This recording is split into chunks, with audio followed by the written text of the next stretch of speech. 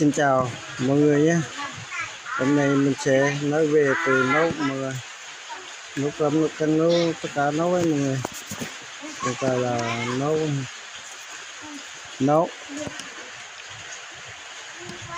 nấu cơm là ướp ngó là nấu cơm, là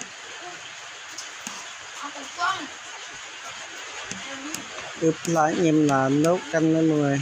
Ướp là anh em là nấu canh. Giấc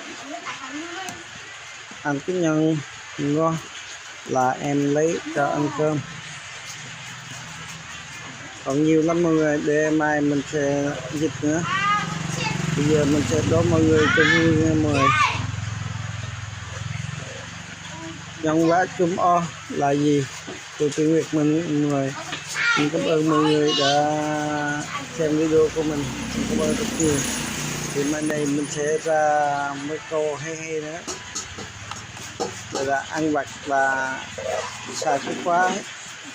Còn giá khác là có mình uống nước rồi giá khác các bạn. Mà